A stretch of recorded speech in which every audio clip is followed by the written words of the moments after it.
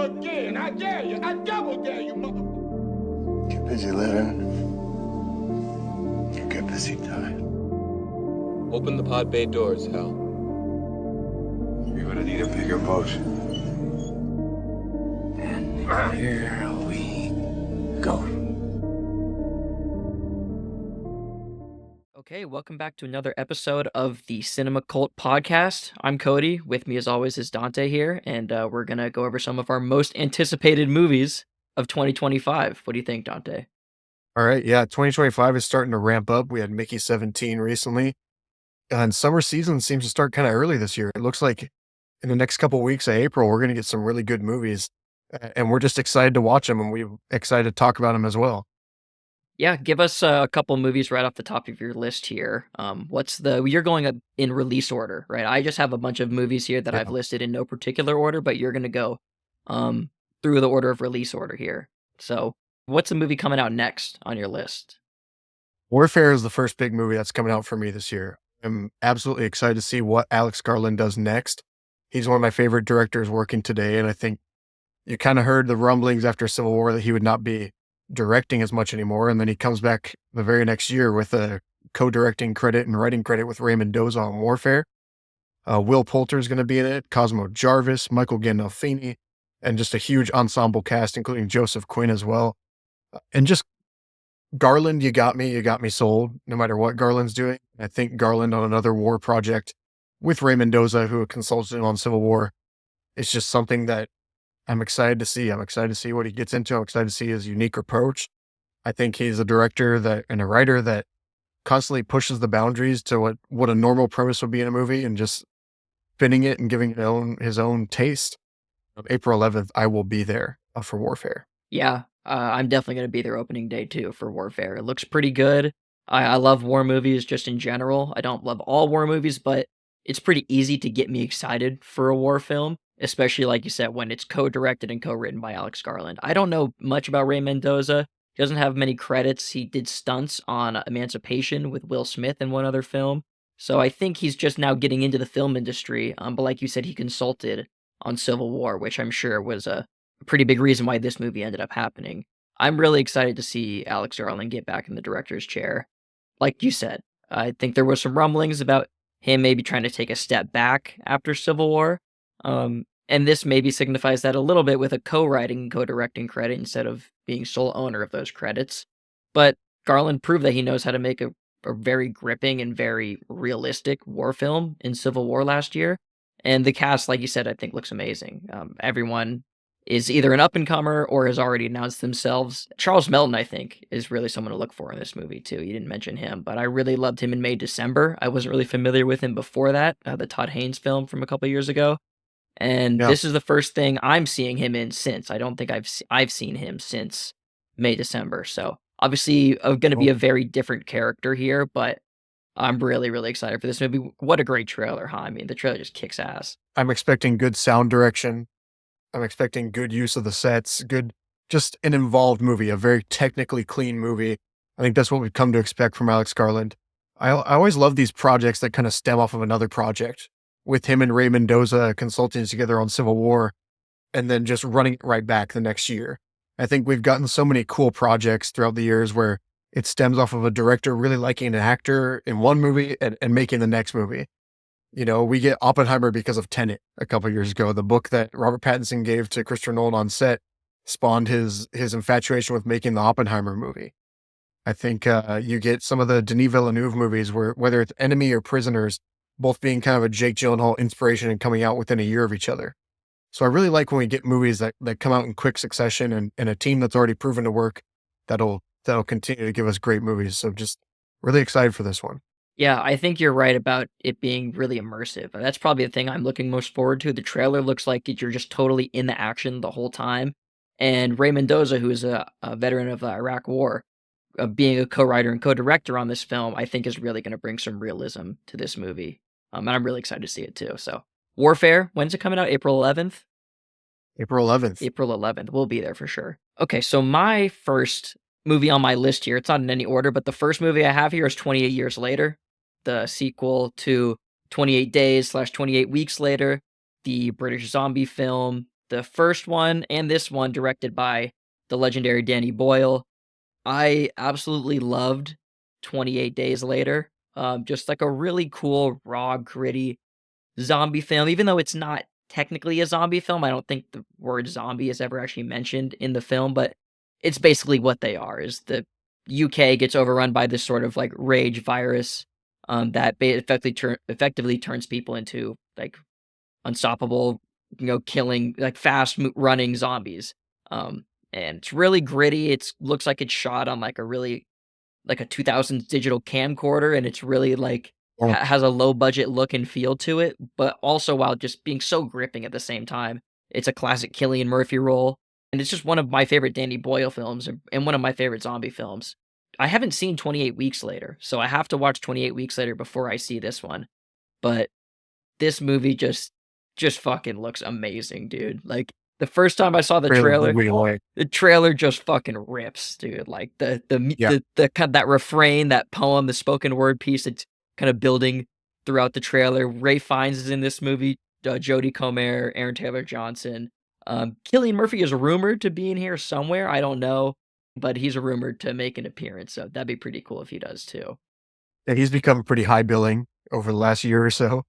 Like all of a sudden became from everybody's favorite supporting actor to one of the seems like hardest to get actors in the world. Like you want him in all your stuff. Yeah, Danny Boyle, great director. This trailer again, like just blew me away.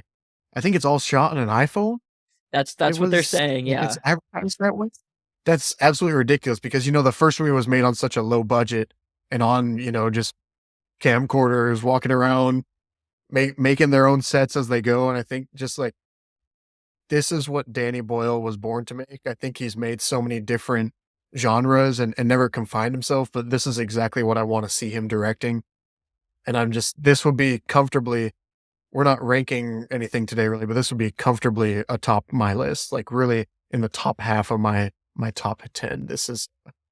I feel like this one's going to be really special. right. I would probably give this out of 10. How excited I am for this film, probably at least an 8, like a strong 8. Yeah. A strong Yeah. I'd 8. give it an 8 or a 9 Yeah. on my meter. I think, just cool. It's you get 28 weeks later, which is a good movie spawning off of that concept. And then you kind of joke like, okay, 28 days, 28 weeks, it's gotta be 28 years next. And it's actually happening and actually looks incredible too. And is made by Danny Boyle, who, this is his basically franchise at this point.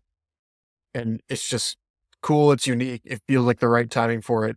I'm excited. Yeah, it just looks mean and nasty in all the best ways a zombie movie should be. So I Yeah. cannot wait. 8 out of 10 for me. Next one on my list, as I'm just going down through releases, is the week after Warfare, we'll have Sinners on April 18th. This is Ryan Coogler's next project. Again, something that goes hand in hand is Ryan Coogler and Michael B. Jordan working on a movie. And so I didn't need a trailer. I didn't need a pitch. I just needed to hear that. And I was in. And then I think the first trailer I didn't like as much as the second one. I saw the newer one in theaters a couple weeks ago and really enjoyed it. And I think there's enough of a mystery to this vampire thriller, this deep south voodoo type mysterious movie. It feels like a little bit of a new direction for both Ryan Coogler and Michael B. Jordan, but in a way that I think they'll just absolutely ace it. I have no doubt in these guys at all. I have no worries or no qualms with this movie. I think it feels like its own unique flavor being provided by two of the just hand in hand curators of our time. Yep, Michael B. Jordan and Ryan Coogler together, like you said. That's all you got to say to get me excited for a movie. And then when you tell me Right. that it's a vampire film taking place in the deep south in, some period setting, you're just like pushing all my buttons right there. Like I'm so hyped for this movie. The trailer looks pretty badass. I think we got a good one on our hands here, and I'm just praying that we don't get let down because the premise, everything we've seen so far, it really looks to be like something that I'm probably going to be talking about towards the end of the year, but we'll have to see. I would probably put this as a 9 for me. If I had to rank it, I would probably put this as a 9 out of 10 for excitement. Yeah, I'm just a little bit lower on this one. I'm about at like a 7 or an 8 out of my meter. But again, we're talking about these movies because we are excited for them. Yeah. So I have nothing but excitement. I'm glad that something's coming in April. It's cool to kind of kick off summer movie season, or maybe this becomes a blockbuster depending on how it does at the box office, but kicking off the season a little bit earlier this year. Yeah, I hope this does become a blockbuster. It'd be really cool to see a movie like this do really well at the box office. Michael B. Jordan playing twin roles too. Don't forget that he's playing twin roles. So we'll Right? see how that goes. I think this is the year for dual roles from actors. There's a couple more movies coming up. That one that I might even talk about here that we're getting another dual role. So interesting to see. All right. You want to go right into that next duo role? Which one are you talking about? What's that one? Oh, What's that one? Which one were you talking about? well, that one's a little bit further down my list. Okay. I'll mention it. I'm not sure if there are even a lot of people anticipating this movie, but it's Alto Nights. Barry Levinson, directed. Um, Right. That one's star. coming soon, huh? Yeah, that's coming real soon. That one's coming out in next week. This one's coming out next week. This Oh, is okay. starring Robert De Niro playing two different characters, two different roles, not twins, but he's playing dual roles in this film. He's playing Frank Costello, the crime boss, and Vito. What's his other role? Vito Genovese, I think is how you say it. He's playing Frank Costello and Vito Genovese. They're two crime bosses in New York, kind of vying for power in the streets of New York City. So it'll be interesting to see. It's De Niro in another crime film. This one just kind of jumped out at me late last year as something that might be interesting. And I'm just kind of fascinated with De Niro at this point in his career, the decisions he continues to make. So hopefully this will be good. Barry Levinson, we haven't seen a movie from him in a while. The only of his movies that I've seen is Rain Man and Good Morning Vietnam. So I don't think this will have too much to do with those movies, but I guess we'll have to wait and see. It's probably like a 6 for me, 6 out of 10. Nero crime film, it can only pleasantly surprise me. It's not really on my radar, but it's only something that can perform really well in my eyes. So, yeah, sign me up. The next movie on my list here is Marty Supreme. It's the ping pong movie starring Timothy Chalamet, directed by Josh Safdie. I don't know much about what's going to happen in this movie. I don't really have any preconceived notions other than I think Josh Safdie is one of our great filmmakers right now. And he's, I think, not even at the peak of his powers yet. I think you might call Uncut Gems maybe the peak of Josh and Benny together, the Safdie brothers, the directing team known for Uncut Gems, Good Time, Heaven Knows What. They've been slowly kind of building a really cool career for themselves in the world of independent filmmaking. And they've kind of gone their own ways for this year, at least. They both have a film coming out this year, both movies I'm excited for. Josh also has a movie, or Benny also has a film he's directing coming out this year. But Marty Supreme is starring Timothy Chalamet. We also have Gwyneth Paltrow and Tyler, the Creator, in the mix. I've never seen Oh, Tyler, the Creator, in any sort of like real acting role before, so this will be interesting. I'm sure Josh Safdie is going to find a way to integrate him and make him feel like he belongs in this world, because Josh Safdie's great at that.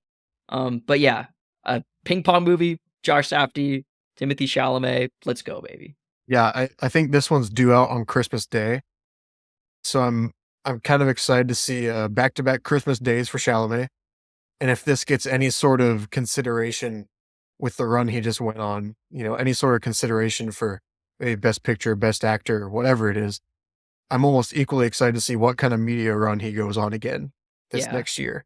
Because just been on a legendary tear for, it seems, since Dune all the way till now through award season. And I think that only continues with this. And, you're saying the Safdie brothers have interesting choices and unique movies. I think Timothy Chalamet is equally as interesting right now with the movies and roles that he's taking on. Again, just ready to see what's next. We're so amped up after this award season and ready for more Chalamet. And this is going to give it to us in a completely new way. Some of the set photos are absolutely just hilarious and awesome of him running around in loose fitting clothes, and just excited to see what's next from him. Just, again, I'm ready. Sign me up.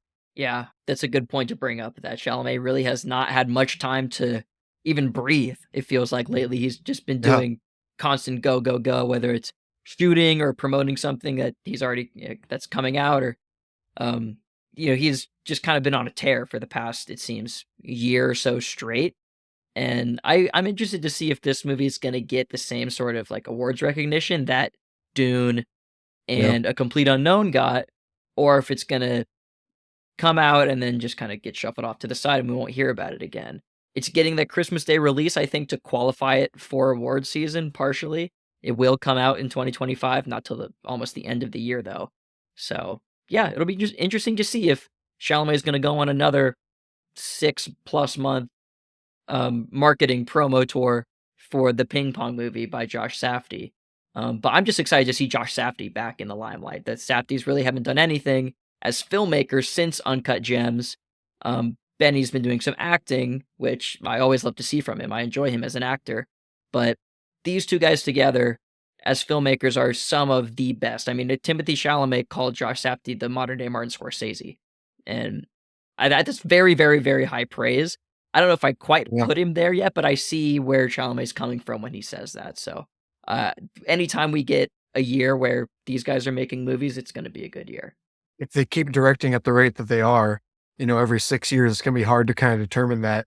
But if they keep putting out the quality of movie that they both are, I think it's only sky's the limit from here, and they become more and more of a household name. I think Uncut Gems had so much momentum going out of it, and waiting 6 years till their next movie, it wasn't really, I don't know if it was their plan or not, but it's what's happened at this point.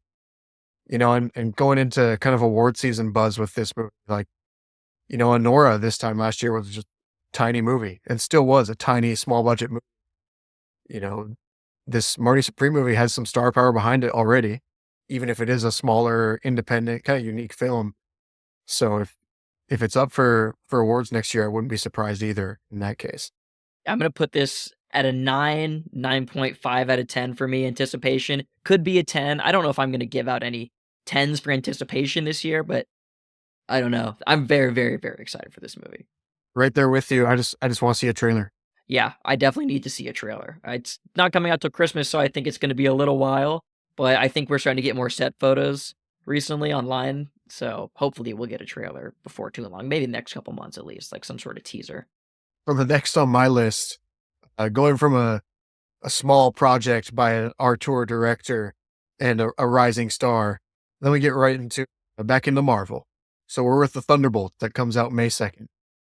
I think this is one that's kind of low risk, high reward for me. I think I'm maybe at like a 4 or 5 on the excitement level or expectation, hype meter, however you want to call it. But this movie can only outperform my expectations. If it's a 2.5, 3-star movie, it's going to be what I expect from it.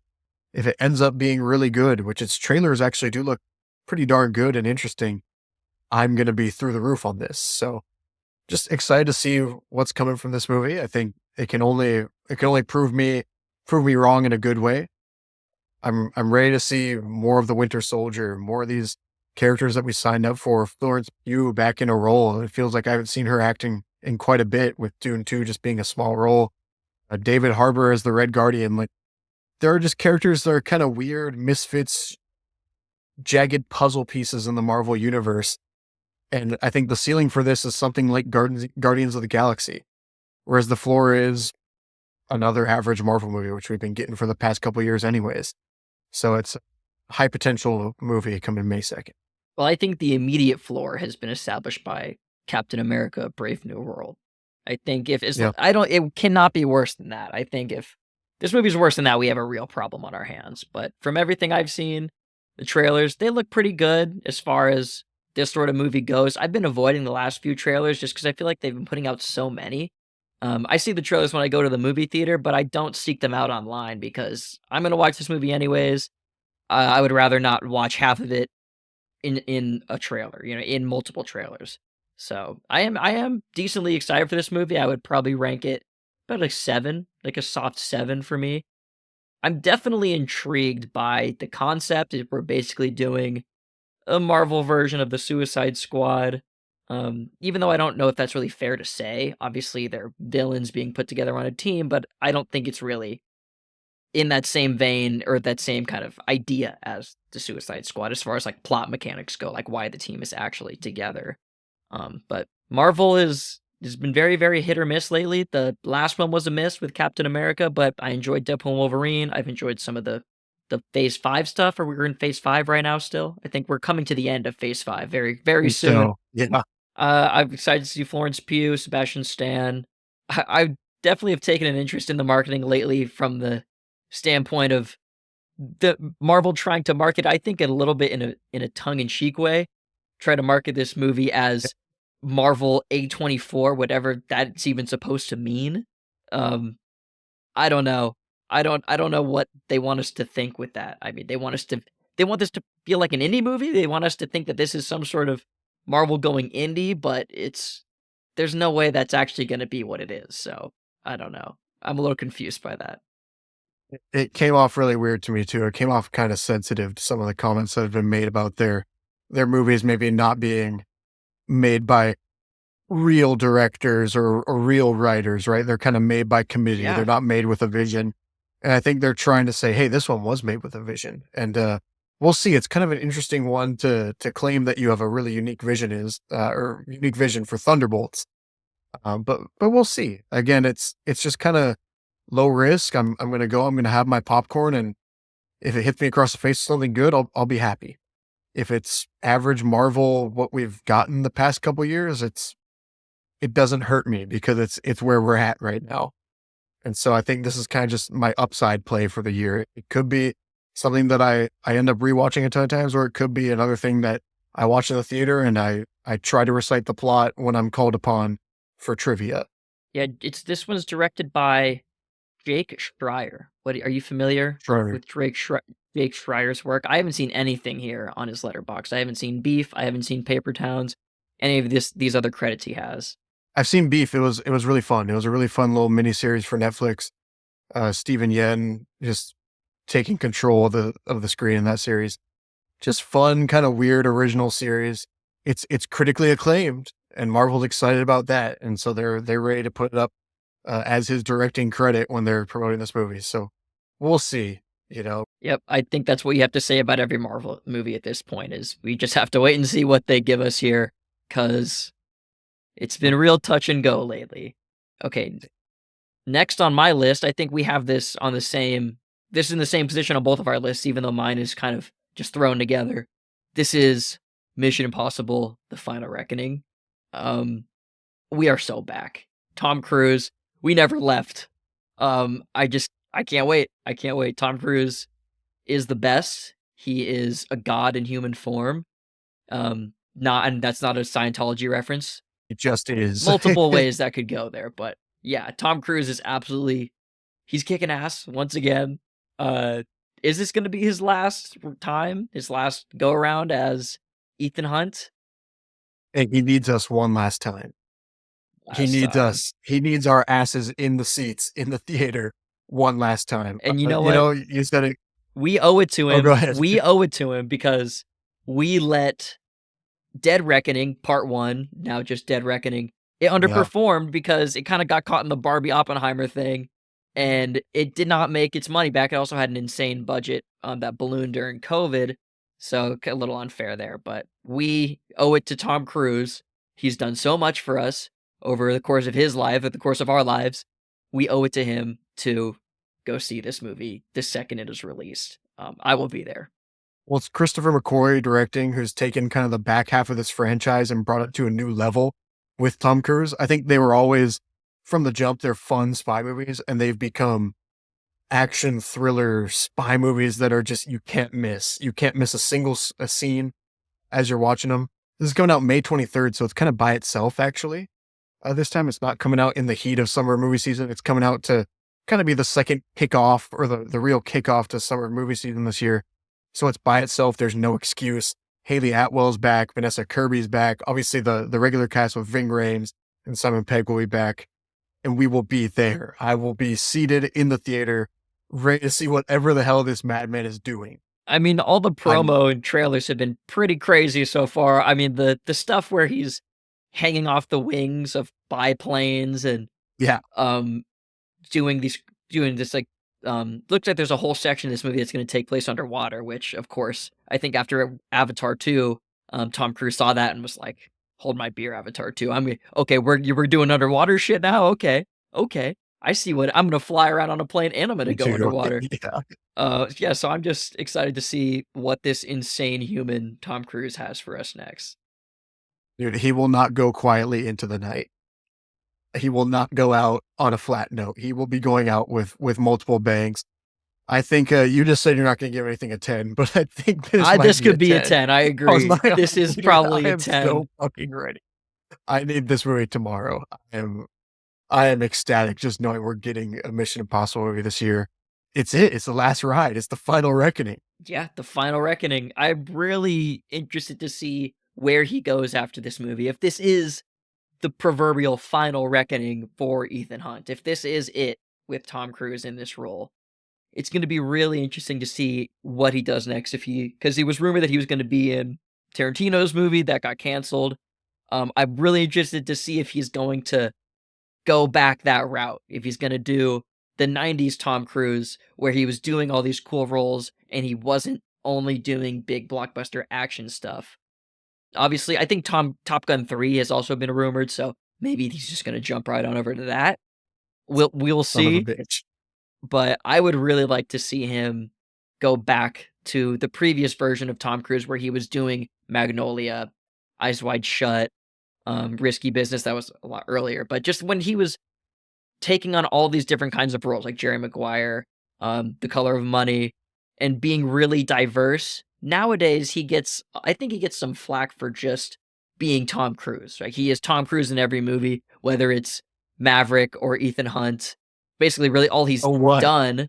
But I know I agree. So what? I don't care. Don't care. I don't care Yeah. because I love it. I love that kind of stuff. But I would like to see him use this as an opportunity to be like, okay, this is like a good out point, good exit strategy for me to go and try to do some more indie stuff. Maybe be in another, I don't know about indie, but do just some different kind of stuff besides the big blockbuster action stuff. Go be in a Tarantino film. Go back to Paul Thomas Anderson. Do something like that. But that's a little bit off topic. But all that is to say, we are so fucking hyped for the final reckoning. I think, you see it's coming out May 23rd, so we'll have a podcast out probably May 24th, Yeah. which is right straight out of the theater, reacting to what we saw. And again, yeah, it just keeps pushing the boundaries of what's possible. You'd think he'd be out, but it's Tom Cruise. Like he'll find a way to go bigger and harder in some other movie or some other franchise, whatever he does next. I agree with you. I'd like to see him become, the actor Tom Cruise after this, but let's just enjoy it. It's the final reckoning. It's happening May 23rd. Let's go. Can't come soon enough. So 2 weeks after Mission Impossible, we got Ballerina coming. I didn't realize this was coming out this year. I think there's a trailer for There it, which is, I yeah. haven't seen. But yeah, June 6th, Ballerina. It's a spinoff of the John Wick universe. It has Ana de Armas. I'm sold. I'm sold at Ana de Armas. I'm sold at John Wick. I'm sold on a couple different things from this movie. I just want to see some good action. I want to see Ana de Armas. I think she has chemistry through the screen with the audience. She has a really natural, just screen presence that makes you want to watch her. Besides, obviously, her looks and her being one of the most beautiful women in the world, she's just a really solid actor and turned into a really good actor through the years. And again, just something that I'm ready to see. It can only do good things for me. So just quickly, I think with Ballerina, I don't have too much to say about it besides just it's something that I'm gonna be seated for and something that can only go well. Yeah, I've seen the trailer a few times just going to the movies. They're showing it at a lot of films now. I'm mildly excited. I'm definitely happy to be back in the John Wick world, but this Yeah. just feels to me a little bit like, why are we doing this almost? Obviously, I know why, because we need to do more John Wick stuff, but we can't do John Wick right now. But I end up doing another John Wick movie at some point. But And they're figuring out this movie's been in the that can for a logistics nightmare. while. I think it's been reshot at least once. I think this was originally like a COVID production or right around that time when it was Yeah. supposed to start shooting. And it's since been, I think, redirected almost entirely by Chad Stahelski. Len Wiseman is still the credited director as of now, but I think Chad Stahelski, if I'm not mistaken, has come back in and kind of, if not completely reshot this movie, he has put his stamp on it pretty significantly. So if that's the case, that's good. Obviously, Chad Stahelski knows what he's doing in this world with this sort of action. And I'm not spoiling anything, but John Wick is in the trailer for this movie. So we will be getting John Wick in this movie at some Right. point. I think Okay. they know that we need John Wick in this, or people are going to be like, what even is this? It's the official title is Ballerina from the world of John Wick, Right. Right. Ballerina. So we have to have John Wick in the title. We have to have him in the trailer, or else we don't think Even anyone before is we going get to to the see movie this. title. I don't think the studio has a lot of faith in this otherwise. So as a kind of spin-off from John Wick, sure. We'll see how it goes. If it's good, I think it's going to open up a whole new world of spin-offs for John Wick. You'll probably get multiple sequels to this movie, and they'll just keep pumping them out until we're all long dead. So we'll see what happens with this. The trailer looks pretty solid, though. I'm intrigued. I'd say 7 out of 10 for me. Yeah, I think you're right. I'm around like a 5 or 6 out of 10. I'm not itching to see this movie, but I'll be there and I'll be ready to see some cool action, some good world building with the John Wick world, because I think it is interesting. And yeah, if I get to see Keanu Reeves on screen being John Wick, I'm there. And so this isn't something that I'm again itching for. I think you're completely right that the studio maybe doesn't have a ton of faith in this movie performing. And that's probably why they put John Wick in the title before they can even get to the real movie title. I think their Peacock show kind of underperformed when that came out. I didn't see It came it. out like The Continental, right, I didn't watch it. and there was never really a built up base for it, or like a fan group making a presence online for it. So I think that might be part of the reshoots as well. If Chad Stahelski had his hands on this, we're guaranteed one good action scene, and that's worth watching in the theaters. So about a 5 or 6 for me. Next on my list, this is another really big one for me. It's F1 with Brad Pitt. Let's fucking go, baby. Like, this is in the same vein of Mission Impossible, where let's just Yeah. fucking go. Let's get in some cars and let's drive them really fucking fast. And let's just fucking see what happens. This is, of course, starring Brad Pitt, directed by Joseph Kosinski, the director of Top Gun Maverick. So, to me, this is being marketed, and I'm just in my mind and considering this F1 or Top Gun, but with cars. I hope that's what Yep. it is. I mean, the trail looks pretty sick. I think they're going to do a lot of that same stuff that they did with the planes to make it feel so realistic. The way they're shooting it, and I think, hopefully anyways, a lot of the driving is being done for real, whether or not it's being done by the actors themselves. That's another thing. Like, even in Top Gun Maverick, they said the actors were doing a lot of the flying, but really they were not really. I mean, Tom Cruise flew a little bit in that movie, but it was them sitting in the back of the planes while other people are flying them. They're pretending to fly them, but it really worked. It really just blew me out of the water. Top Gun Maverick absolutely exceeded all the expectations I had for it. It was my second favorite movie of that year. Give it 5 stars.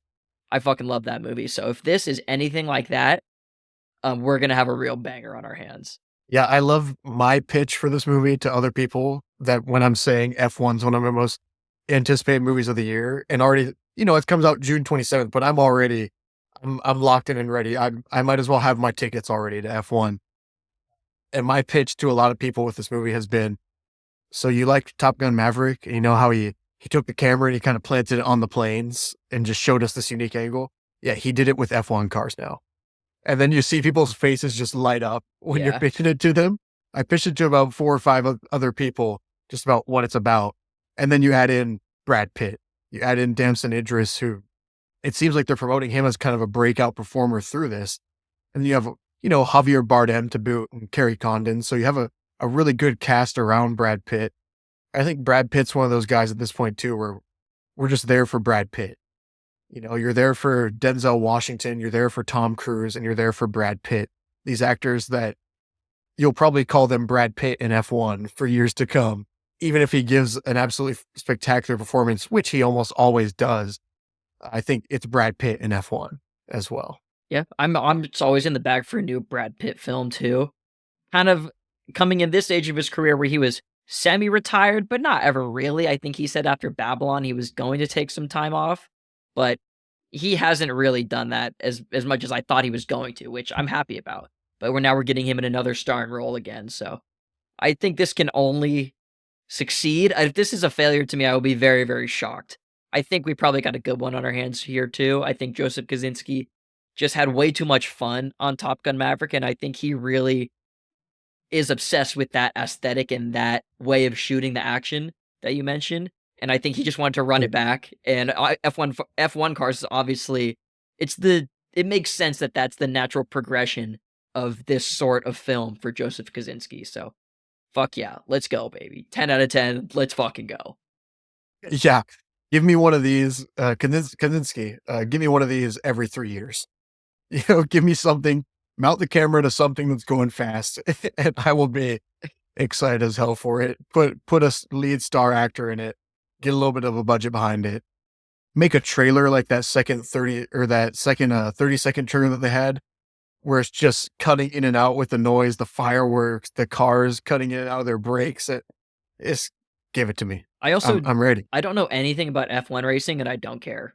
No, me neither. I don't know any. There's sure there'll be tons of references to names and places and whatever. I'm not going to care about any of that. I just need cars to go fast. This will be a great intersection of worlds because there are diehard F1 fans, and I have friends or family that watches the Drive to Survive series and just absolutely eats it up, and they'll be there for F1, getting this recognition as a movie. And people like us will be there that will probably never watch a full Formula One race, but we will definitely watch Joseph Kosinski direct multiple races in this movie, and we will be as excited on two completely different ends of the plane there. We'll be as excited for this movie as they will be. So yeah, 10 out of 10 for F1. My next one on the list, as I was just writing through, it's releasing the same day as F1, and that is Mithrigan 2.0. God. I had a fun little time with the first Megan movie. I don't think this is one that I might see it in theaters. I might not. It's on my list. It's next to F1. It's the next one that's up. I think this is, again, a movie, like, if it's bad, okay. If it's fun and enjoyable like the first one, cool. Like, so I'm all for another one of these. Why not? I don't think it's something that has overstayed its welcome yet. I think a third movie would be a little bit egregious. But it's Megan 2. It's gonna be like the first one. I don't think there's much of a pitch here. I don't think there's much to talk about other than it can only be a pleasant surprise. So why not? 4 for me. Yeah, I have a list here on Letterboxd of over 90 films that I'm excited for, and the film Megan 2.0 does not appear anywhere on the list. I don't give a fuck about this movie, honestly. I was indifferent towards the first one. I think I gave the first one 3 stars on Letterboxd just because it was charming enough to like not make me completely despise it. It was fine. But I don't know. Why? I mean, obviously I don't know why I'm saying, why are we making a sequel to this movie? Because I think the first one did pretty well, especially relative to its budget. So of course we're going to get a sequel. I don't know. We'll see. I'm not excited for this movie at all. I don't know who this is for, but there will be people on the internet and on Twitter especially, or X, calling for it and saying that it's a masterpiece and saying that she's serving cunt or she's slaying in this movie. And we're going to get a lot of that, right? So I think it can release the same day as F1. Could you imagine going to this over F1? Absolutely not. I think I'll go to F1 2 or 3 times before I even think about seeing Mithrigan 2.0 on streaming. But I don't know. It's something that I'll probably end up watching at some point and forgetting again. If it gives me a scene of her throwing a little kid in front of a car again, I'll laugh. And so, well, no, it gives me that one. This one has to be this one has to be the Terminator Judgment Day, where she's the good guy now. This has to be Terminator 2, right, where she's not the villain anymore. Now she's got to be the hero of the story. That's what would make the most sense. That might actually interest me. How awesome would that be? Mithrigan giving the thumbs up, melting it. All the iconic scenes they could recreate. I think if they go that direction, it might be at like a 7 or 8 for me. But for now, yeah, it's like a 3 or a 4. Like, I will end up probably watching it at some point, and it happens to be a movie that is coming out this year. Megan 2.0, I don't know. We'll see what the fuck happens there. But now on to a real movie. A real movie for real serious cinephiles. Real enjoyers. this is Superman 2025. Superman, we're getting a new movie. It's been a while. We haven't had a straight up Superman movie since Man of Steel in 2012, I believe, right? Man of Steel 2012. It's been a while. 2013, yeah. 2013. Yeah. It's been a while. So this movie looks completely different than Man of Steel. Not that I'm the biggest hater of Man of Steel out there. I think it has some issues, but overall, I think it's a decent take on Superman. This is James Gunn's new take, his first movie since Guardians of the Galaxy 3, his first film since taking over the reins of DC Studios, the first movie in the now so-called DCU that James Gunn is helming. This is it. This is essentially the DCU's Iron Man. We are really trying to kick off this universe. And I think it looks pretty good so far. The trailers look pretty solid. I think David Corenswet is a strong choice to play Superman. And I'm very intrigued by the concept of James Gunn making a Superman film. He's all over Twitter, and he said a lot that he has a lot of fondness for this character. He knows all about Superman. He's a real student of the character. So it'll be interesting to see his take and how it's going to differ from the stuff that he's done up until this point. You know, the crass nature of some of the humor in all the Guardians of the Galaxy movies, just that whole tone. I really love it, but I don't see it translating to a Superman film. So it will be interesting to see what James Gunn does with it. Yeah, I really do wonder what approach he's giving this movie. Again, it's fucking Superman. Like it's the big one, and it's to kick off the DC universe. I think for real this time, right? And not in this disjointed universe. And you can say whatever you want about Man of Steel and Zack Snyder's trajectory after that movie with DC, but it ultimately will be viewed as a failure. And that's harsh to say because there are some movies that I like in there, but that's the harsh reality of the situation. So this is the big one. This is the tone sweater. This is the time really where DC can take kind of some of that mojo or that juice that Marvel has and inject it into their own movies. And I think they're doing that with James Gunn. I think he's mapped out this 5-10 year plan that he has for the DC universe. And it all starts with, he's putting it all on his shoulders here. He's saying, I'm kicking off the universe. I'm going to direct Superman and that's where we're going to go from. And it's a character that I'm always conflicted on because I'm not the biggest Superman fan, but when Superman books do hit, they hit hard. And when a great Superman book is as great as a book as you'll find, but even a good Superman book, I'm not too interested in. So I think this movie has to be really freaking good. I'm very excited for it. I think the trailers are good. I'm mostly excited for Nicholas Hoult as Lex Luthor. I think that's the performance that I'm going to be going into the movie excited about and hopefully leaving the movie really energized by Nicholas Holt's performance. David Corenswet, I think, again, is a really good choice. I actually really like Rachel Brosnahan. I've seen her in House of Cards, which I didn't realize that was her in House of Cards. She was really good in that role. I think she's going to inject something really cool into Lois Lane. I think was missing, despite Amy Adams being the actress that she is. I think there was something missing from that Lois Lane character in the other universe. And I think Nathan Fillion as Guy Gardner just being the ultimate piece of shit Green Lantern. It will be really interesting to see how they all play in this Superman movie. Obviously, the movie is just titled Superman, and they played the old theme, and they're very much embracing this character and his iconography, but the supporting cast around him does have to be strong. I think it wants to deliver a great Superman story, but there are places where other characters in the world around him will be affected by Superman, and part of Superman is him affecting everything that's around him. He's your star player. He's your LeBron James. He's your Luka Doncic. He's the one that makes everything else better around him. So they need to have that, executed well in this movie. I'm really excited, just as you are. I think I'd give this about an 8 or a 9 on the hype meter. But smack dab in the middle of summer movie season, kicking off the DC universe, there's a lot of pressure on this movie too. Yeah, I put this at a strong 8 on my hype meter too. I'm just excited to see a new take on the character, something that's maybe more in line with the comic books, more in line with earlier interpretations of Superman.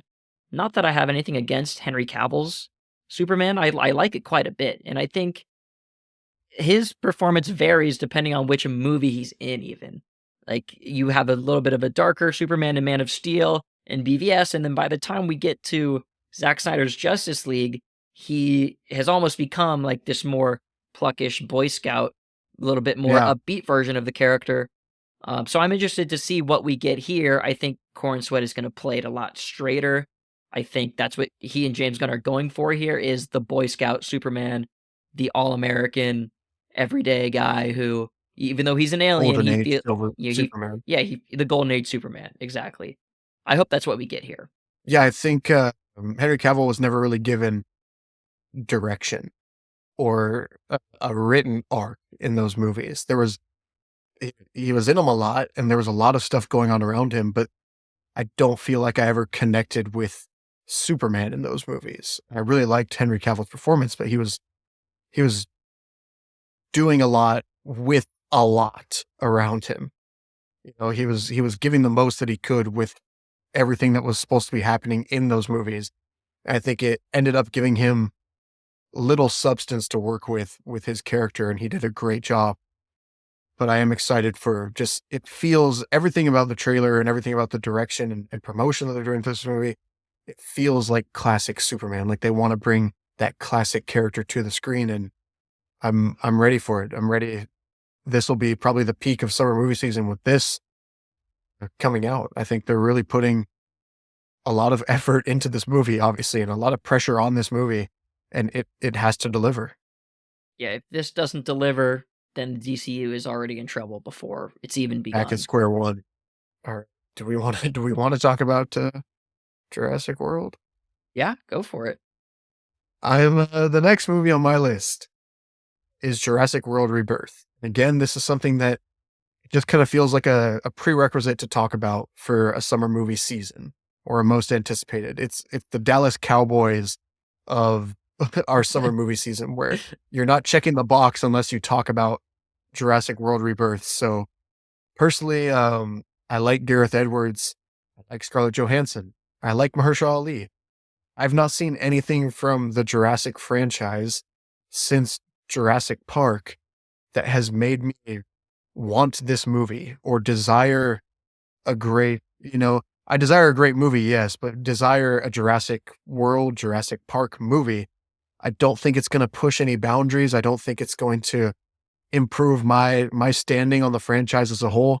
I think it has so much makeup work to do with the weird choices and different movies they've done and the repetitive nature of these movies, where I'm just not excited. And I want to be there first day, and I want to be excited to see dinosaurs, but it's Jurassic Park, but not as good. And you're just not going to beat what that movie was. And it is completely the logical question at this point as to why in this universe they keep approaching dinosaurs. And I don't think there's a good way for them to address that besides the fact that they make a lot of money at the box office. Yeah. So that's about the extent of my thoughts there. That's why they're making this movie, is because they continue to make money. I think the last Jurassic Park or last Jurassic World movie, Dominion, made $1 billion at the box office. Everybody Right. saw that movie, and it was terrible. So of course they're going to make another one. That being said, I actually am pretty interested in this movie because they hired Gareth Edwards, which I think is a very inspired choice to direct, coming off The Creator. I think if anyone can revive this franchise and turn it into the spectacle that it's supposed to be, I think Gareth Edwards is top of the list of people that can make that happen. Also, probably number one on the list of people that can and are willing to make that happen. You could get Nolan or Villeneuve or someone of that caliber, but they're never going to touch a fucking Jurassic World movie. Gareth Edwards, on the other hand, no slight against him, he's just not in the position to say no to something like that. And I think that works for us. Right. I really enjoyed The Creator. Whatever story issues I had with it, which I did have some issues with it as far as the plot and the script went, it looked amazing. He shot the fuck out of that movie. It looked incredible, and it really showed me what Gareth Edwards is capable of, that and Rogue One. Rogue One also, there's reports of that movie being taken away from him at some point. We don't have to get into that. All I want to say is Gareth Edwards has definitely proven himself to be in that upper echelon of people who can direct big action blockbusters and really make them work. And the thing that does not work about these Jurassic World movies is there's supposed to be these massive blockbusters with dinosaurs and all this crazy shit happening, and they just feel lame and just kind of pointless and Yeah. washed out. And like we shouldn't No tension. there's no tension, there's no stakes in anything we're seeing. So if anyone can bring that back, the charm and the whole idea of Jurassic Park back that Steven Spielberg created, I think Gareth Edwards probably has the best shot to do it. The trailer looks really great too. There's a couple really cool shots in the trailer. And you have Scarlett Johansson and Mahershala Ali in the mix here, so I think it'll be well acted. We'll see. Yeah, I completely agree with your sentiments. I just can't get excited for it. And I completely agree with Gareth Edwards being probably the best choice they could have made, and an interesting choice for him too, and a massive project for him with, again, upside for Gareth Edwards. You know, if he nails this one, he's shot into a stratosphere, right?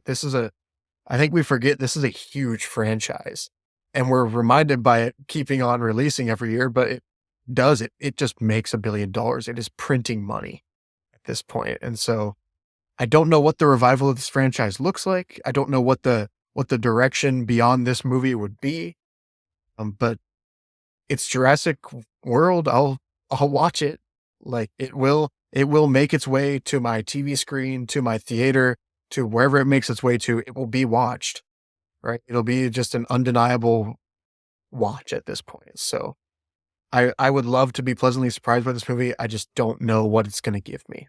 Even with a like you said, a good trailer, I don't know what this movie's going to give me. Yeah, I'd rank that as a 7 out of 10 on my anticipation. I'm pleasantly anticipating that one, actually. For all the stuff you said there, you know, the potential pitfalls that we very may well encounter, this is the only Jurassic World movie that I've actually been excited for, maybe besides the first Jurassic World movie. Yeah. After that one, I was just out on them. I've obviously seen all of the ones leading up to this point, but Dominion was just so bad. So this can't be worse. This can't be worse than Dominion, at least.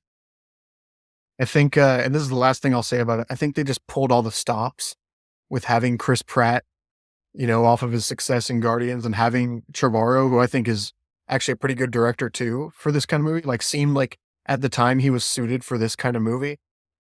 And I just think they've pulled the stops. They've tried to replicate it, the original feeling. It's one of those things that might just be irreplicable. And as much as you will make money off of this movie, I don't know if you'll get. I worry that if they keep failing like this, that Jurassic as a franchise just disappears, because how much goodwill can we really give it at this point? Yeah. We'll see. Moving on, my next movie on my list is the third and final MCU film coming out this year. It's, of course, Fantastic Four, The First Steps. Don't love the title, honestly. First Steps is kind of strange. I thought it was just going to be titled The Fantastic Four. But, Fantastic Four? Yeah.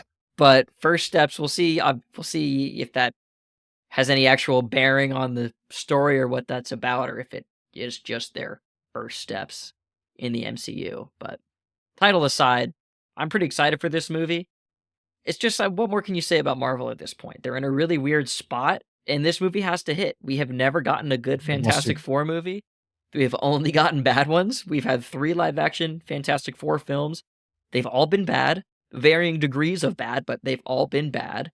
So I think this will at least be the best Fantastic Four movie that we've ever gotten. It cannot be worse. It can't. It has to be. It has to be. Cool cast. Pedro Pascal as Reed Richards, Vanessa Kirby, Sue Storm, Joseph Quinn as Human Torch, and Evan Moss-Baccarat as The Thing. The trailer looks pretty promising.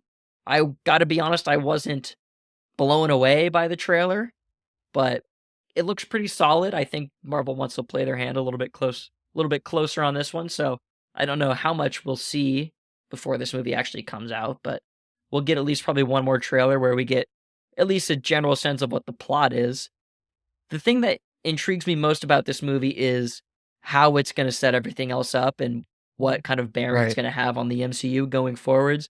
We're probably going to get a Doctor Doom reference towards the end of this movie, something that's signaling what we're building towards with Secret Wars. I'm also interested to see how they bring the Fantastic Four into the MCU. If it's an alternate dimension thing, if it's they were out in space, what they're gonna do with that. So that's probably the most intriguing part to me. I know the Fantastic Four pretty well. I think we know what their stories are. We know them as characters, but it will be interesting to see the new takes we get on these characters, how everything kind of progresses moving forwards in the MCU. So solid 8 out of 10 for me. Anticipation for this one. Yeah, as much as we know their characters, the Fantastic Four, I don't think we've gotten good characterizations of them. So this isn't a situation like with Spider-Man Homecoming where, yes, we know the origin, but in Spider-Man Homecoming, we had good Spider-Man movies before that, and 2 actors I think were pretty universally liked before that. We haven't had that in Fantastic Four, so I'm interested to see where they pick up and what they choose to have in the movie and out of the movie and how they choose to explain them to us, because I think they've been really poorly represented in media, and I think those movies aren't even, to me, they aren't even guilty pleasure movies that I can watch. They're not even something that you can kind of laugh about because there's been a better movie. There hasn't been a good Fantastic Four movie yet, like you said. So until there is one, it's just sad. And this is Marvel's, it's Spider-Man, it's X-Men, and really it's the Fantastic Four is who shapes their universe and who's been their pillars of Marvel since the beginning. I think I agree, like Thunderbolts could go well, and I'll be pleasantly surprised. Fantastic Four, if it doesn't go well, I will be very upset because I think this movie has been marred in bad setup from the rest of the universe, and then this movie maybe having to do a lot of the setup or a lot of the stuff that's been announced very soon for Doomsday and Secret Wars. And I think this movie has a lot, like Superman, in a completely different position, but does have a lot of weight on its shoulders because it is, again, the Fantastic Four. Like, this is the pinnacle of what Marvel storytelling should be. And the story that this is Marvel's first story, really, their first family. This is where it all starts in the comics, 1961 is where we take off from if we're looking back as a comic book fan, and this is the inspiration for all these other movies that have come through, and this needs to hit. And I think they've made interesting choices with the cast. I liked the trailer. I wasn't blown away by it. And I'm excited based on the fact that I think and I hope that they can really get it right. And this I think has the most potential to just crush me as a viewer, right? Like F1 being as excited as we are for F1, I think we kind of know what we're going to get on some level, and it can vary on that level, but we know what we're going to get on some level. We're expecting what to get. Mission Impossible, we kind of expect it to land at this point. Right. And even if certain beats don't land, we still get some fucking amazing action sequences. We get to see our boy back. We get to see Tom Cruise as Ethan Hunt. I think Fantastic Four has the lowest pit and some of the highest ceiling as well, where I can come out of this movie on 10 and on a high and excited and just rejuvenated by Marvel, or I could come out of this movie feeling just absolutely crushed. So yeah, I'm about at an 8 for this movie as well. I have a lot to say about this movie, but I think it has to wait until July 25th. Yeah, I think if any movie has the best chance to get me back on board fully on the Marvel wagon, it is Fantastic Four, because they're such beloved characters. We've never gotten a good interpretation of them, but they're so well known and it has so much writing on it that this movie can really get me back on board to where we're going. Not that I've ever fully gotten off, but just with the last movie, Captain America, was not very good at all. There have been diminishing returns on the TV side of Marvel. And so I think we're in a very interesting spot in the MCU.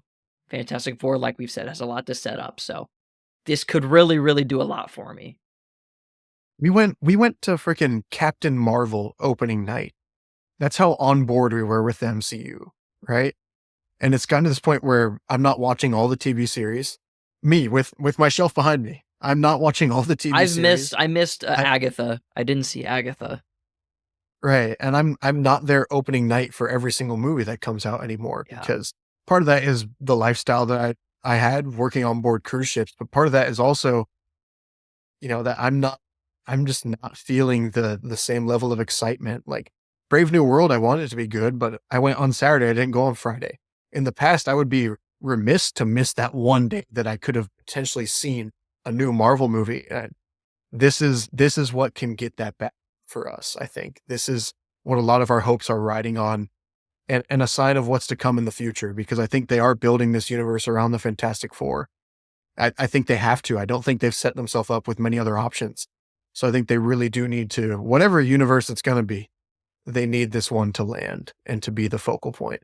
Coming up next, and this is the first I'd heard of it today, I'm kind of surprised. This one's coming out August 29th, apparently. That is Caught Stealing by Darren Aronofsky. And it's kind of unlike Aronofsky to have a late summer release like that. And I saw the cast advertised as Vincent D'Onofrio, Austin Butler, Zoe Kravitz, and Bad Bunny. And so I didn't read much about it. I know that it's Austin Butler's some kind of swindler, and I can assume by the title Caught Stealing that there's something there that's mischievous at play. But it's Darren Aronofsky. I didn't need a pitch with the actors beyond that, and I got actors that I'm interested to see on screen. And so that's where I'm at with that movie. I'm excited for it. And I think, again, it's just something that is just a cherry on top at the end of that summer movie season this year. Yeah, a new Darren Aronofsky film is always something to get excited about. Coming off The Whale, which I liked quite a bit. I had a few issues with, but generally speaking, I thought was pretty successful. Let me read you the synopsis for this movie, the quick pitch here they have on Letterboxd, because I think this will add a little bit of context. Hank Thompson, a burned-out former baseball player, is unwittingly plunged into a wild fight for survival in the downtown criminal underworld of 90s New York City. So I think that's where we're getting Caught Stealing from. It's of some sort of, it's a play on words. It's a reference to the character's baseball career, and then also probably the fact he's going to get into some sort of trouble in organized crime in the criminal underworld in New York City. So I think it's a pretty interesting plot, pretty interesting description, great cast: Austin Butler, Zoe Kravitz, Matt Smith, Liev Schreiber, Vincent D'Onofrio, Bad Bunny. Oh, wow. We got some heavy hitters in here, and we're, of course, directed by Darren Aronofsky, one of the greats, one of the contemporary goats of cinema. So I would be happy to not know anything about this movie until I see it. Exactly. That's kind of how I was trying to keep it. I'm fine with the pitch, but yeah, that's how I'm trying to keep it, is like, if Aronofsky is one of the great character directors of our time, I think all of his movies stand out in their own unique way, and a good cast, and just kind of already mentally placing some of those cast members that I talked about and you talked about in their roles in this movie. Just cool to see, and cool. Aronofsky's still just doing it. I think he's still at the top of his game. The Whale didn't really hit the same as some of his other movies, such as Black Swan, which I think is just a classic. But I think he still very much knows what he wants to do, knows how he wants to attack a movie, knows how he wants to direct a movie, and just is in tune with himself still. I don't think he's lost a step at all. So I'm excited to see Austin Butler in an Aronofsky movie. That's another just springboard thing for Butler, who doesn't really need a springboard at this point, but it can only help him. Yeah, moving on from one cinematic great to another, next on my list here is Avatar: Fire and Ash. James Cameron, Big Jim, we're back again. I really, really enjoyed The Way of Water. I liked the original Avatar. I liked it quite a bit. I've revisited it several times since first seeing it in 2009. I liked it then. I like it about the same now, maybe a little bit less so. I think James Cameron is not known for his subtlety in his storytelling, and it's never more apparent than Avatar, as far as the environmental messaging and his ideas behind why he wants to make the movies. But man, Avatar: Way of Water was, for me, a huge level up from the original Avatar. Just because, of course, the amount of time that had passed, the technology that Cameron had pioneered, that he was able to advance to the level that he did so he could make Avatar 2, really kind of blew me away. I don't think I've seen a movie look that good since, or maybe even for a while before, depending on your criteria. But as far as just realistically rendered images that are so engrossing, scenes that really make you feel like you are there with these characters, I loved it. I loved it as a technical achievement, as a big cinematic spectacle. The story, again, your mileage may vary on your connection to maybe some of the characters or the heavy-handedness that James Cameron puts in these Avatar films as far as the environmental messaging. But I think all of that just works to this movie's strengths, honestly. And I'm really, really looking forward to the third Avatar installment here. This is 3 of a promised 5 Avatar movies, I believe, that we'll be getting over the next decade or so. Um, Avatar 1 was jungle, Avatar 2 was water, Avatar 3 is fire and ash. So I'm interested to see how that actually plays out. I've read reports of there being a fire tribe. They're likely going to be the antagonist of this third movie. I don't know what a fire tribe looks like, but I'm interested to see. I'm sure it'll look cool. I'm sure it will. I'm sure it will look cool. Yeah, I think the second movie for me too, like, as much as James Cameron, as you said, is not a subtle storyteller, is maybe not the greatest writer of all time. I think the story kind of matched the movie a bit more, where I was actually engaged with the story along with the visuals. I think the first movie relies so much on the visuals, and the story bores me half to death. Whereas Way of Water, I think, had a story worth watching, at least as you're going through those visuals. And yeah, it's up there for me. It's like Avatar, Planet of the Apes, and the rest of the movies, really. Those are 2 just technical marvels that have to be seen on the big screen. And whatever James Cameron is doing, I've been interested in since before I was born, right? In the 80s with Terminator and Aliens, just putting out great movies and pushing the boundaries again of what filmmakers can do. I think he's kind of like the Tom Cruise for directors, right? He's just always pushing, always finding the next adventure, always finding something that everybody else has said no to that he can make happen. And so, yeah, I'm excited for it. I'm not intertwined with the world, or really, it's kind of a weird franchise, right? You don't have many people that say, oh, I'm a big Avatar fan, right? Like I'm a Marvel movie fan, or I'm a DC fan, or I'm a Star Wars fan. But Avatar is this billion-dollar franchise that doesn't have really dedicated fans, but it will have a great turnout, and it will have everybody showing up as well.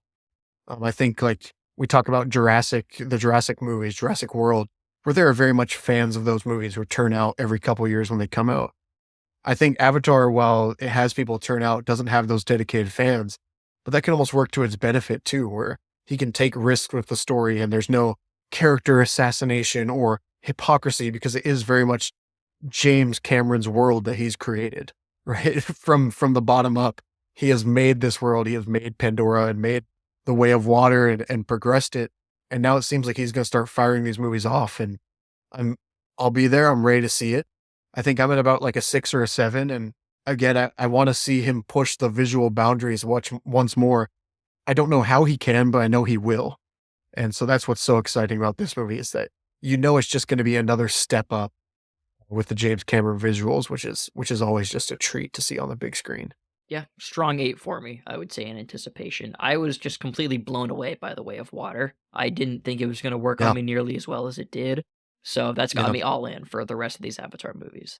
All right, next on my list is an interesting one that I've heard of the old movies. I've not seen them, but this is The Toxic Avenger. And it was originally, I was going through today to make sure, and I think we started as maybe top 10 or top movies, and we just ended up kind of compiling our lists. And The Toxic Avenger was originally made in 2023 and screened in 2023, and it's going to come out August 29th. It has Peter Dinklage, Elijah Wood, Kevin Bacon, Jacob Tremblay, a really interesting cast, a really interesting premise of The Toxic Avenger, and just a unique movie coming out at kind of a weird time. And I'm not really excited for it. I know I'm going to want to see it as it creeps up. And as we get more info and more trailers, I know there's going to be that itch in me that's like, let's check this weird thing out. And so don't have much to say about it, but just it's next on my list, and it's something that I'm anticipating getting excited for. Maybe not at this time am I too excited, but I am definitely interested at this time. It's piqued my interest. Yeah, that movie is not on my list this year because it was on my radar all of last year and it never ended up coming out. So yeah, I've done some digging into it a little bit, and the reviews it's gotten so far don't seem super positive, so that kind of curbed my excitement for it a little bit. But yeah, I was kind of interested to see this on your list because this is a movie I haven't thought about since probably midway through last year when I realized I wasn't going to see it. So we'll see. It's definitely one of a kind, and that's where I think it comes into my list. Where it's just there's been Toxic Avenger comics, movies, stage plays, but it's Toxic Avenger. It's just so weird, right? So I think it just had to be on there for me because it is something that's just completely one of a kind. Next up for me is the upcoming Paul Thomas Anderson movie, One Battle After Another.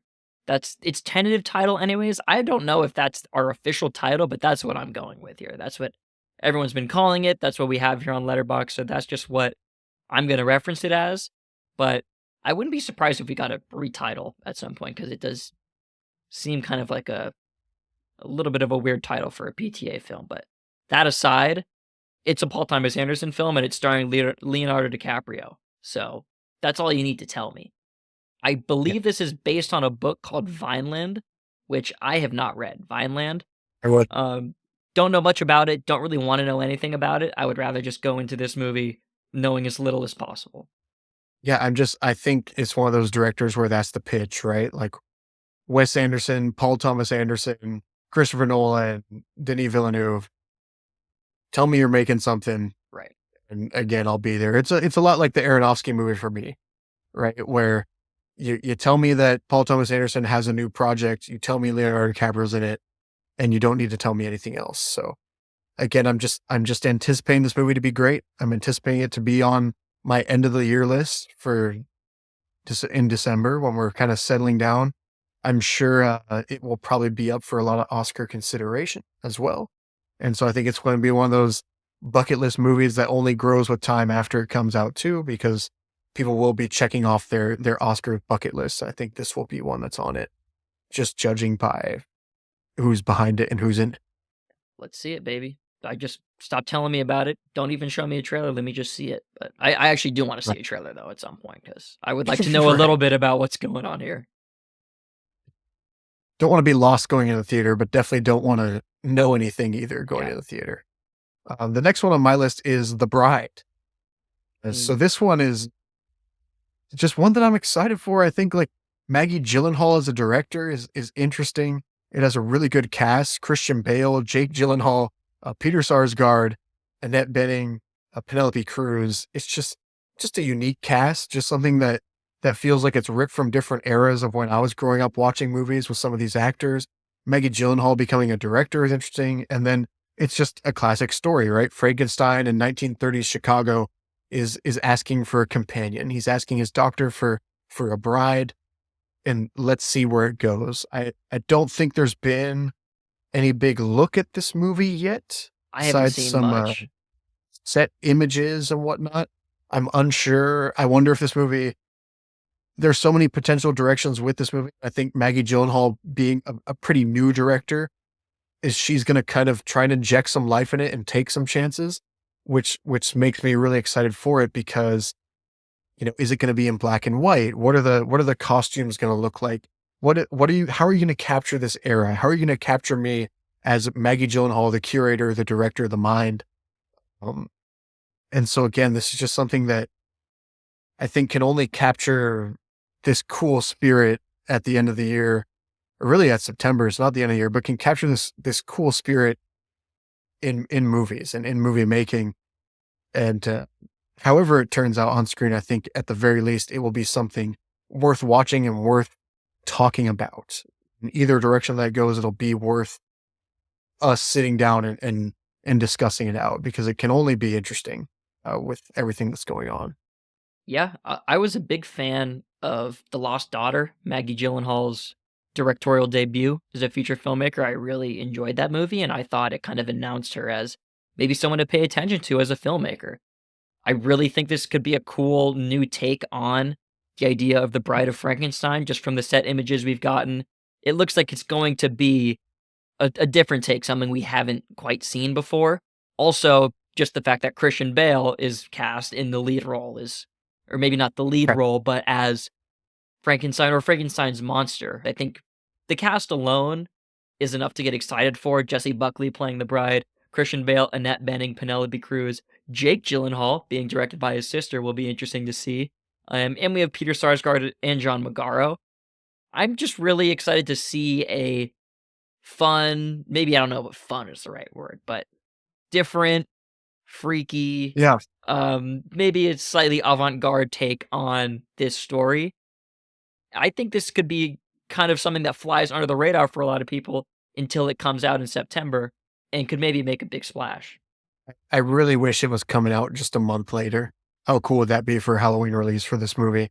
But I agree. Like, I just think it's something that you, I haven't heard much about it. I don't think especially the common moviegoer will hear much about it. And so, again, yeah, I think it's going to fly under the radar and catch a couple people by surprise with its cast and with hopefully it's really good choices. I haven't seen Maggie Gyllenhaal's other directed movie, but I've heard exactly what you've said. Nothing but pretty good things and a clear vision as a director as well, which is really cool to hear. So just echoing your sentiments, I think it's something that can be operating in its own world and its own kind of movie. And it's at a time where there's not many movies coming out around it too, for that like 2-week period on either side. So it can really, I think, make a run in the end of September. Going back to my theme here of big tentpole filmmakers coming out with movies in 2025, there's a lot of them this year. We're getting quite a few like big name directors putting out movies this year. Next one for me is The Running Man, the new Edgar Wright film coming out this year. This is a remake of I believe, a 90s action movie, an 80s action movie, which I haven't seen, which I'm not familiar with at all. So I don't really know anything about, I have no preconceived notions going into this movie about what it's going to entail or anything like that. All I know is it's an Edgar Wright film. It's some sort of espionage, thriller, hitman movie, something in that realm. It's starring Glenn Powell, and it also has Josh Brolin, and a couple other names here that we're going to love. People like Lee Pace, Michael Cera, and Emilia Jones, and Coleman Domingo, and William H. Macy. I mean, the list is getting kind of long here, but Edgar Wright, we haven't seen anything from him since Last Night in Soho, a movie that I liked quite a bit. Wow. But what I thought kind of signaled it was an interesting movie for Edgar Wright to make. It felt very Edgar Wright in a lot of areas, but it also felt like him moving a little bit onto a bit of a different tone, just kind of a different wavelength as a filmmaker. So I'll be really interested to see where this lands. If we're kind of going to go back a little bit to more slapsticky comedy infused stuff like Shaun of the Dead and Hot Fuzz, or if we're going to keep kind of progressing forwards into something maybe a little bit more grounded in reality.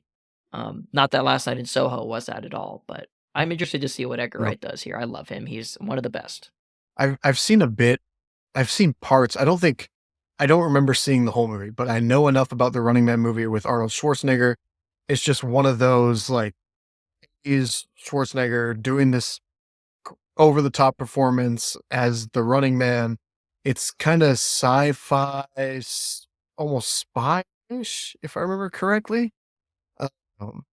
I think Glenn Powell having an interesting choice here too, where he had a lot of momentum and then took time to make this movie. And I think he's really been pouring he's already been kind of promoting this movie and saying that he's really excited about the script and really excited to be making this movie. So it's one that I think us who have never seen the original Running Man and people who have seen the original Running Man are going to be just equally there for and equally anticipating. And again, this is one that I think comes out kind of towards the tail end of the year. November. Or does it have a release date yet? November 7th. November. Okay. So it'll kind of come out in the middle of the start of awards season. I don't think this will be an awards movie whatsoever, but I think it'll be just a cool breath of life during that time of season and just being a cool action movie and a thriller and being directed by Edgar Wright. I'm sure there will be some really fun choices with the camera, with the way I'm sure he's going to do something similar to Baby Driver with some of those tracking shots and long oneers. And I think that's what makes this so exciting is that it is coming out on its own with nothing like it coming out at that time of the year. And yeah, that's what I'm looking forward to from it. It's just some interesting choices with some interesting premises. I think I'm going to round off the rest of my list here with just some movies from big name filmmakers that I'm really excited to see, or personal favorite filmmakers of mine. My next one here is The Phoenician Scheme. It's the new Wes Anderson film that's slated to come out this year. A movie that we don't really know anything about at this point. The synopsis here on Letterboxd says it's a dark tale of espionage following a strained father-daughter relationship within a family business. I don't really need to know anything about a Wes Anderson movie to be excited for it. I'm pretty much in the bag on anything he's going to do at this point. He's one of my favorite filmmakers. He has been for a long time at this point. I really enjoyed The French Dispatch. I enjoyed the short films he came out with last year on Netflix. And I've liked all of his work post Grand Budapest Hotel and pre Grand Budapest as well. I've really liked all of his movies to one extent or another. So I'm excited. The cast here says Benicio del Toro, Michael Cera, Bryan Cranston, Scarlett Johansson. The list is going to go on. We're going to get, anyone that you would probably assume is going to be in a Wes Anderson movie will be in this movie. So we just got to get some more plot details and maybe a trailer so I can. Schwartzman will be there. He'll pop up somehow. Sorry, Jason Schwartzman will be there. He'll pop up somehow, right? He's always in Wes Anderson movies. Yeah, I agree exactly with what you're saying. Like, I don't need to know much.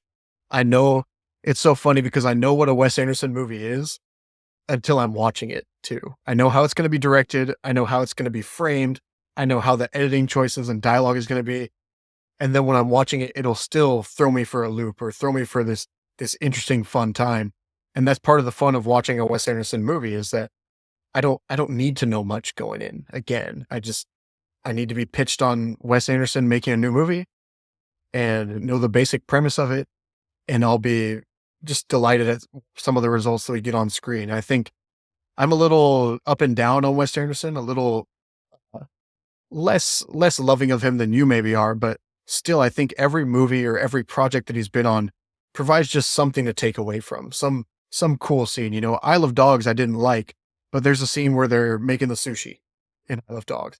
And that's something that it's like a 1 or 2 minute segment of hands-on animation that's just unique and cool. And I can take away from that movie even when I don't like it. And so I think that's what's so cool about Wes Anderson is that you just get moments that are memorable in movies.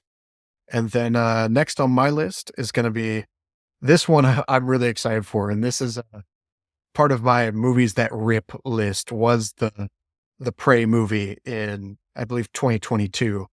We got Predator Badlands, baby.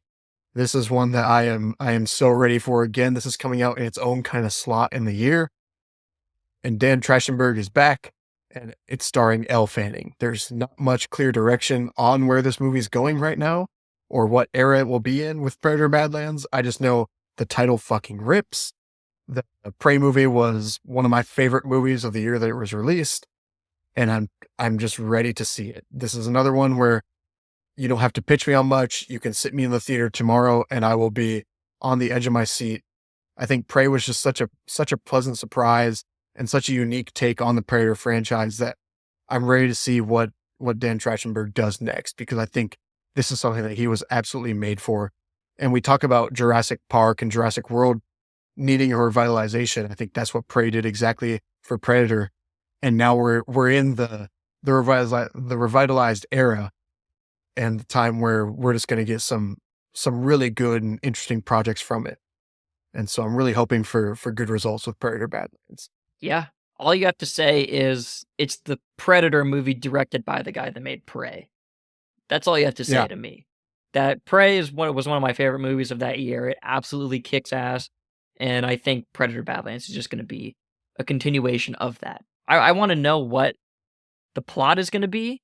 Prey was cool because it was set off in its own little thing where it wasn't connected to anything else. You didn't even really know it was a Predator movie until maybe 15, 20 minutes in, and it played it that way on purpose. This movie is titled Predator Badlands. It's going to be, I think, a more traditional Predator movie, but that doesn't have to be a bad thing. We've had good Predator movies and we've had bad Predator movies. I hope this is going to be one of the good ones. And if Dan Trachtenberg's, if his track record says anything, it says that this is going to be a fucking kick-ass movie.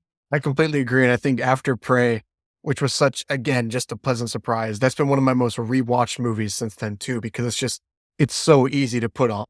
It's well shot, it's well edited, but also it just, like you said, it's a kick ass movie. It just absolutely rips all the way through. It's, it's just a damn good story to go along with Predator and a good idea, right? At its genesis of being this unique take on the Predator franchise set in its own era. Give me one of these every 3 or 4 years and I'll be seated for life, right? Give me Predator against a Ronin samurai or something. Give me Predator against a cowboy. Give me Predator against anything. Give me Predator in an environment where he is the ultimate predator, right? So Predator Badlands, I agree with you. It will be, or I think it will be, more of in line with the classic Predator movies, but that's what I want to see too, is I just want to see a movie that's fucking awesome. And that's what I think we're going to be given here. Yeah, I think Prey shot a lot of juice back into the Predator franchise that it didn't have before. I think there's a lot more people excited about what a Predator movie can be because of Prey. Dan Trachtenberg, Yeah. he needs to make a hit here, and I think if he does, we'll probably have another franchise on our hands. I Absolutely. also should probably say that it's cool that we're hopefully going to be able to get to see this movie in a theater, whereas Prey was a Right. Hulu exclusive release. It never saw. I don't think anyone ever saw it in a theater. This movie, at least I hope, is going to get a wide theatrical release like Prey should have. So hopefully we'll get a cool experience seeing this movie in a theater. Yeah, I agree. Prey, I wish I could see in a theater. It deserves to be seen in a theater. And so if Badlands is released in a theater, that's a big moment for us Prey fans to be able to see Trachtenberg's editing on screen and what action sequences he's going to come up with. I'm ready. Yeah. Next on my list here is the second movie directed by a Safdie brother. It's The Smashing Machine. It's Benny Safdie's solo directorial debut, along with his brother Josh, who we mentioned earlier. They've split up and they're making movies on their own right now. The Smashing Machine, slated to come out 2025. It doesn't have an official release date online yet, but I believe it is supposed to come out this year. It stars The Rock as an MMA fighter named Mike Kerr. I don't know. Okay. I don't know Yeah. anything about the UFC. It's about his struggles with addiction and things like that in his personal life. During like the peak of his powers during his UFC career. Do you know a little bit about Mark Kerr and who he is? Because I don't. I don't really know anything about the character or the No, person the movie's based on.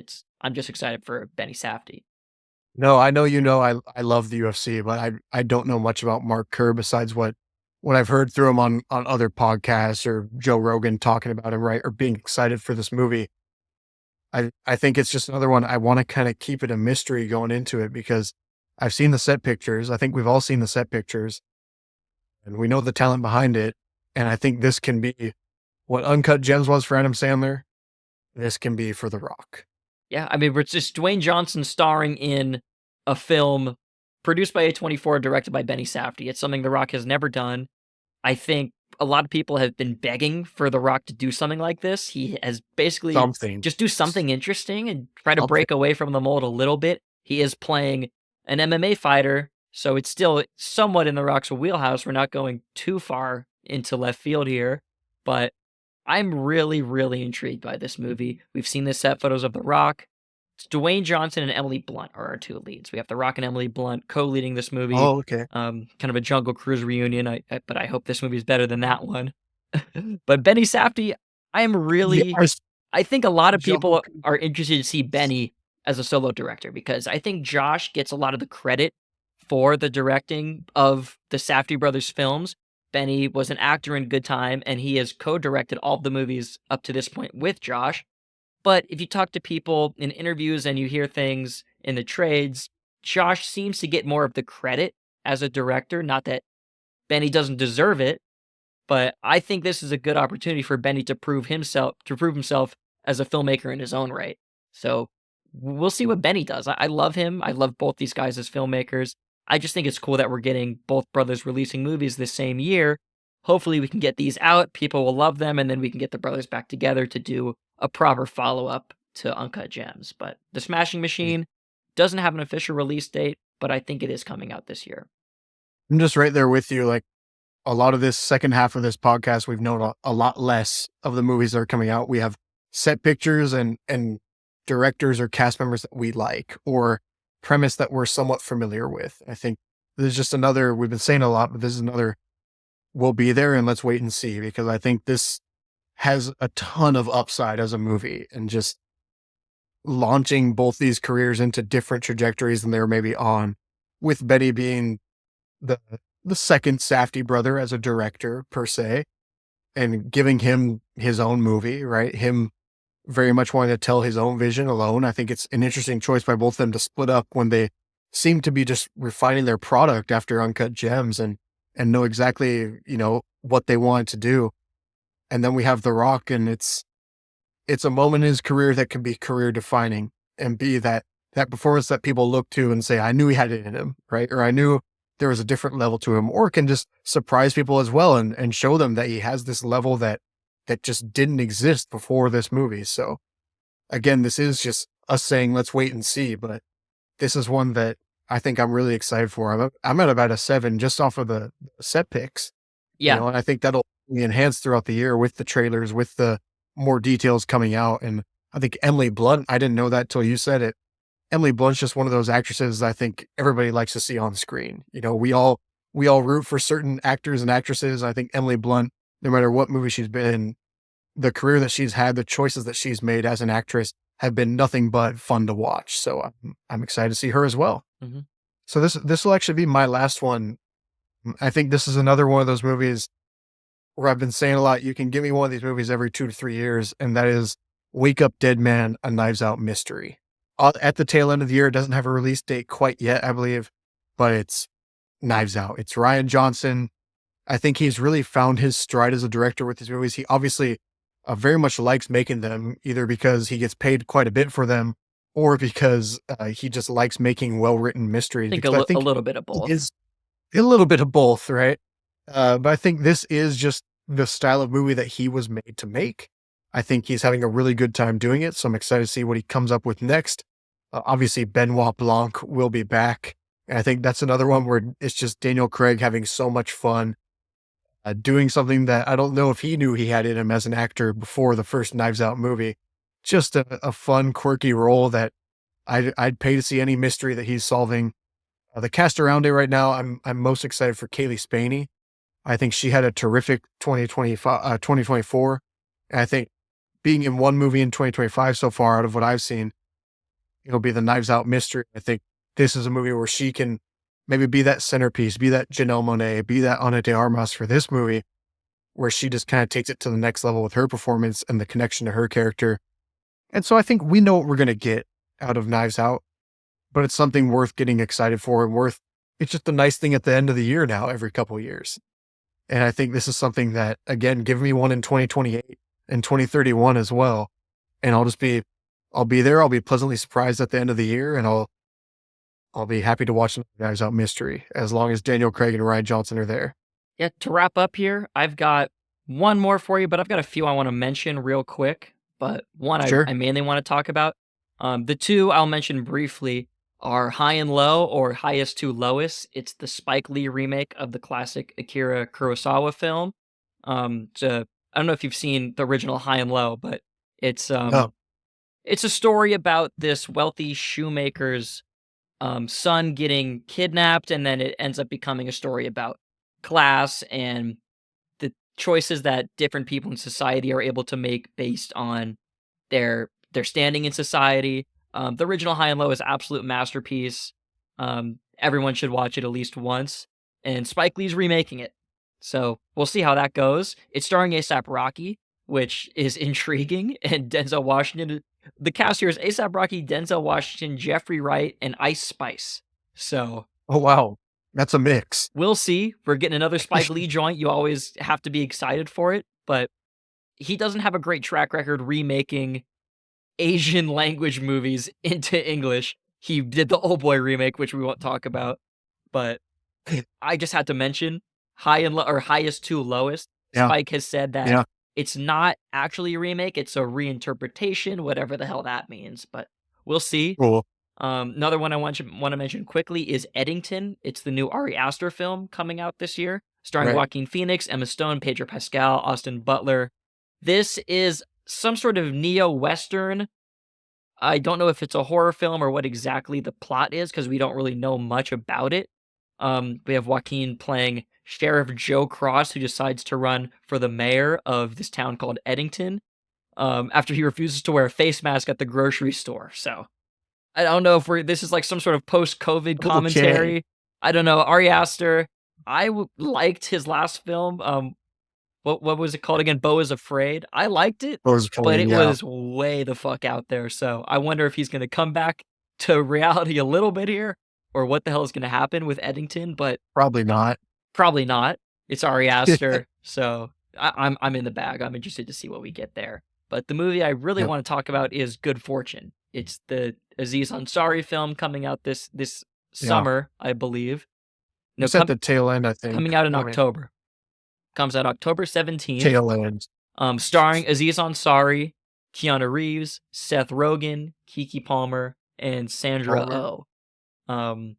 I haven't seen Aziz Oh. Ansari. We haven't seen much of Aziz Ansari in a while. But I love everything he's done. I love his stand-up. I Yep. loved his TV show, Master of None, on Netflix. I thought it was great. This is his proper directorial debut as a feature filmmaker. He's writing and directing here. The quick synopsis here says, a well-meaning but rather inept angel named Gabriel meddles in the lives of a struggling gig worker and a wealthy capitalist. So I don't think that's telling us much, and I kind of prefer it that way. Nope. I just am excited to see Aziz Ansari come back into our lives. It's been a while since we've seen anything from him, and I've loved everything he's done. I think he's really smart, really funny, and I think he makes really good stuff. I think it's important to have good. I mean, what is mid-budget nowadays? But like, it's important to have good mid-budget movies like this that are just, they'll in olden days, it feels like something that would be at your blockbuster just based off the pitch and the people that are in it. And I don't mean that as a disservice to the movie because I'm excited for this movie as well. This was one of the ones that was right there on my list too. I just assumed you were going to say it because it seems to be one that is right up your alley. And I just think these are important movies to get made where it is just something that anybody could find enjoyment out of. It's witty, it's funny, it's creative. It's what we need in film right now because I think there's such a big gap between, hey, it's a blockbuster sequel or based off a book, or it's completely independent and was made on a shoestring budget and we filmed it in 20 days. And I think it's important to have the mid-budget movies like this. And I'm excited to see, I agree with you, Aziz Ansari, a really good talent. And I think this might be I think he had a run pre-COVID where he was on almost anything, right? And everything. It felt like he was unavoidable. And I think this can be a second renaissance for him per se, where it kicks off the next phase of his career and hopefully leads to him directing more movies or just being more present because I think he's a voice that we need. Yeah, I'm happy we're getting him back. It's been a little bit lonely without him, and we haven't really seen anything proper creatively from him since Master of None, which feels like a decade ago at this point. I mean, it started quite a while ago, and yeah, we haven't really had much from him since. So it'll be really cool to see him again. He's also doing a new stand-up tour, so hopefully we'll get another stand-up special from him at some point this year as well. I've been seeing a lot of ads for his stand-up tour he's on right now, so yeah, I'm a big fan of his, but that's all I've got for my most anticipated, some of my most anticipated movies of this year. We didn't get to all of them. Right. There's definitely still a lot more movies out there that I am looking forward to this year. I think overall 2025 is shaping up to be pretty good. Yeah, I completely agree with you. There's some that were on my list, like a Tron movie that could be a pleasant surprise. Ron Aries, right? The Until Dawn movie, which I've played through the game twice, so I must be a little bit anticipatory towards that movie. And I think just looking down the list of 2025 today, I looked about a month back and got my, your list for the year, your kind of schedule for when things come out or that mental timetable in your head. And then looking again today, it's only added to my excitement. Obviously, as we get closer to the kickoff of the summer movie season and then start to get more details about these late year movies, it just gets you more excited to get back in the theater. There was a period there where every other week it felt like there was something that I was actually interested in and actually want to go to the theater for. So as long as my theaters carry it, I will I will be there for all the movies we talked about today.